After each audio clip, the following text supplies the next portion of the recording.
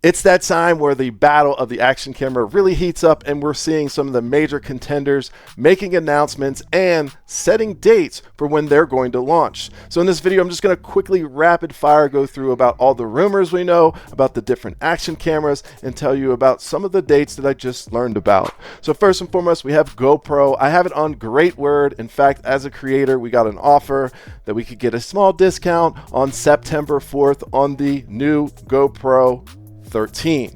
So the new GoPro 13 will be announced September 4th, in my opinion. And what will we see? Well, some of the leaks suggest a couple things, and I'm just going to quickly summarize this so we can get through all the different launches coming. And of course, if you're interested in following along, I will be going through this season, doing some of the speculations like I'm doing now, and then of course reporting on exactly what we hear from each camp. So with GoPro, we're going to see a larger front screen, but we're not going to see a flip-up screen. We're going to see a 1.1.3 inch sensor, which just means it's not going to be the 1-inch sensor we were all hoping for. It also is going to shoot, I think, like 320 frames per second, so super slow motion. That's pretty rad. It's also going to have a lot of different lenses that you can buy, which kind of stinks because that's going to add some cost to the camera if you want all the different lenses. But it's nice to know that they're kind of innovating there, and we're going to have different options when it comes to things like micro, macro lenses, stuff like that. So that's a really exciting innovation, I think, and I'm glad to see it come out of GoPro.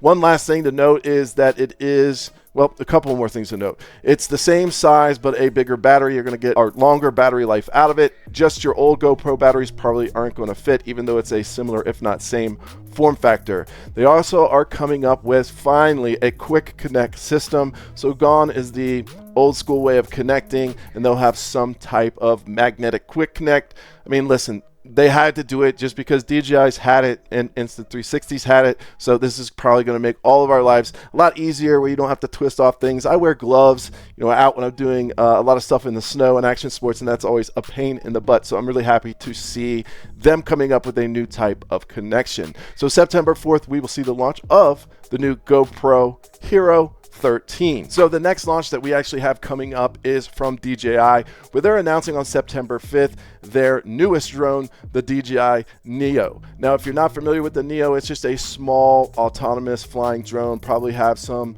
type of way to fly it manually. If you're interested in that, I actually did a video on it. Check it out either up here or down below. But I also think they may at least update us on where they are with the DJI Action 5 and Action 5 Pro. I don't know if they're behind or what. It was already supposed to come out, but they delayed it to early September. But yet they're doing this one launch first, which is the drone. So will we see it in tandem? Probably not, but at least hopefully get an update out of them. So what's the specs on that? Kind of similar to GoPro. We're not seeing anything revolutionary. They're still sticking with the 1/1.3 inch sensor, so no 1-inch sensor out of them, which we really were hoping for, seeing as we have that in the pocket. They're also going to have a bigger front screen, but again, no flip-up back screen like we see in the Ace or the Ace Pro. The other thing it's going to have is a little bit better of a battery. Looks to be about the same form factor. And other than that, not much is known about some of the specs that we'll see.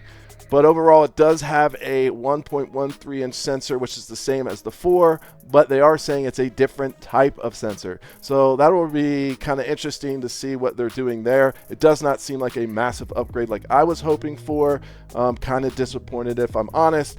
And we don't really have a date exactly when this thing will launch. And that leads us all the way into Insta360, where we already know what we got from them. We're probably not going to get anything, but I will say, while I don't really like the video quality that comes out of those cameras, it seems as though like they may be the only one with 8K.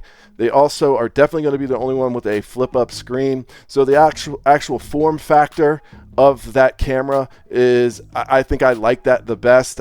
I just wish it shot a little bit better video for my taste. If you like it, no shade, no digs on you. Please don't dig on me.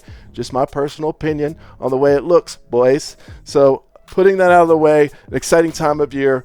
As I mentioned, I will be coming forth anytime I hear some new data sets, and I will certainly come forth when we actually see each event and update you, summarize what we're seeing out of some of these new cameras.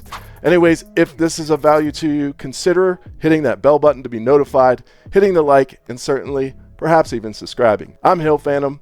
I'll see you next time.